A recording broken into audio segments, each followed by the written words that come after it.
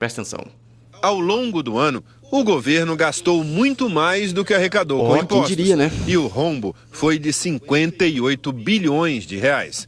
As empresas estatais também ficaram no vermelho, déficit de 5,9 bilhões de reais. Só estados e municípios tiveram superávit.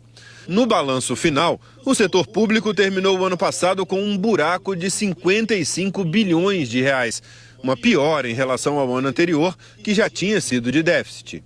O desempenho das estatais federais foi o segundo pior da série histórica do Banco Central, que começou em 2002. Segundo economistas, esse rombo foi influenciado principalmente pela crise financeira dos Correios, que acumulou um prejuízo de 6 bilhões de reais até setembro. O balanço da estatal no ano ainda não foi divulgado. Os Correios vão reabrir na próxima semana as inscrições para o plano de desligamento voluntário, para cerca de 15 mil funcionários até 2027. A medida faz parte do plano de reestruturação anunciado pela estatal. No final do ano... Esse é um plano de fracasso. Por que plano de fracasso? Quando você coloca o PDV aí, que é o plano de demissão voluntária, você vai tirar os melhores, porque os piores, que não têm outra possibilidade de emprego, não vão sair, e os melhores, que têm outras possibilidades de emprego, que conseguem ganhar mais em outro lugar, ou ganhar igual em outro lugar, vão sair. Ou seja, você tira a galera boa e deixa só as maçãs podres. Como que a empresa vai crescer dessa forma? Não vai crescer, né? Passado, os Correios fecharam um empréstimo de 12 bilhões de reais com garantia do Tesouro Nacional para tentar recuperar o caixa, continuar. Outro arrombo que vai acontecer no Brasil vai ser esses 12 bilhões que não vai conseguir pagar e vai sair do nosso bolso. Essa é a grande realidade. Aí vem a Gleisi Hoffmann e critica as falas do Tarcísio. Presta atenção nisso aqui. Gente, é muita cara de pau do Tarcísio Freitas sair da papuda falando em crise moral, quando o maior financiador individual das campanhas dele e de Bolsonaro foi o cunhado de Daniel E o filho do Lula que recebeu 100 mil reais por mês e 25 milhões do INSS. Me fala dessa. Caro do Master, tal de Fabiano Zettel, preso pela Polícia Federal. Que vergonha. E quem contratou uma crise fiscal no país foi o governo Bolsonaro, que deixou um rombo Fala isso pra Globo, liga pra eles e fala que eles estão mentindo naquela matéria ali que eu mostrei. de 255 bilhões. Nossa, isso é uma vergonha. Você só consegue falar e não é vaiada porque você plantou a ignorância na cabeça do povo, não deixou o povo aprender a ler e escrever direito. E aí a senhorita consegue falar sem ser repelida. Mas agora, vamos dar sequência, que tem muita coisa, meus amigos, tem muita coisa acontecendo. Tem principalmente na política, nas eleições. Principalmente nas eleições, eu falo política, mas eu quero me referir às eleições. Vou mostrar duas análises distintas sobre o ambiente de 2026. A primeira vai ser da Dani Lima e a segunda vai ser do Renan dos Santos. Floriano, você concorda com qual das duas?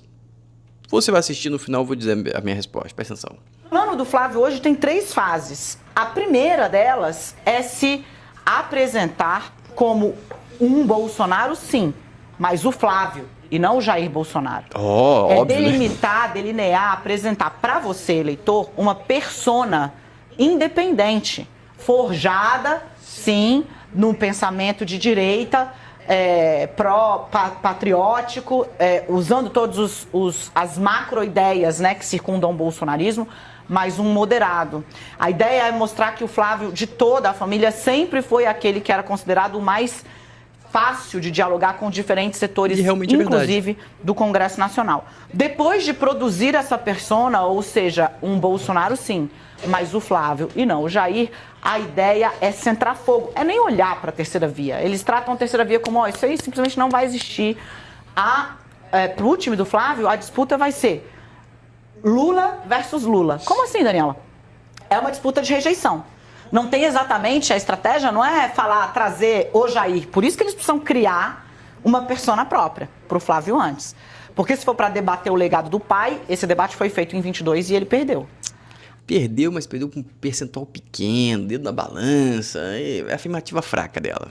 A ideia agora é discutir o legado do Lula, o 4º mandato do Lula e a rejeição do Lula. É tentar fazer desta eleição um plebiscito sobre o petista e não sobre o adversário. É quase que colocar isso, Lula versus Lula. Tem uma parte de verdade, mas eu acho que essa estratégia é até mais da esquerda, é colocar o Jair Bolsonaro contra o Bolsonaro, perfeito?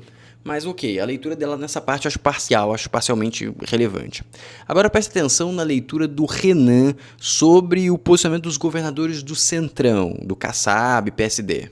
O de Goiás, Ronaldo Caiado, foi para o PSD, partido do Ratinho Júnior, do Eduardo Leite, mas no fundo o partido do Gilberto Kassab. E todo mundo quer que eu comente isso. Renan, fale sobre esse assunto, ele é seu concorrente, isso é bom, isso é ruim, a direita vai vencer, será que isso ajuda a derrotar o Lula? No que eu dou minha opinião e vou frustrar todos vocês. Na verdade, isso ajuda e não ajuda o Lula ao mesmo tempo. Como assim ajuda e não ajuda o Lula? Amigos, eu fico bastante chateado. Eu fico bastante chateado porque parte do mercado financeiro, parte da imprensa, parte de pessoas, inclusive da direita, que querem alguém para além dos Bolsonaro, fica caindo nesse jogo velho e cansado da velhíssima política do PSD, do partido do Kassab. Amigos, o partido do Kassab é a grande prostituta da política nacional. O Kassab quer reunir vários governadores para que ele possa mostrar peso. E com o peso ele decide se ele apoia a oposição ou a situação na próxima eleição. Mas você vai falar, como é que é? O Kassab tem um Eduardo Leite, um próprio Eduardo Paes, para colocar de vice do Lula, caso esse seja o arranjo. Ele próprio, Kassab, pode ser vice do Lula. Do outro lado, o Kassab, se vê que o Lula vai ficar desgastado, ele ou lança um dos governadores, ou coloca o partido com os governadores para apoiar um candidato como eu, ou o Flávio, e aí ele firma a posição e consegue espaço no novo governo. A imprensa celebra isso como algo incrível, diz que é uma grande jogada, uma jogada de mestre. Mas num país sério, isso não deveria ser aceitável. Partidos políticos têm que ter posições claras, programa claro, e não ficar mudando de esquerda para direita ao Deus dará. Um cara como o Ratinho ou o Caiado, que posam de antipetistas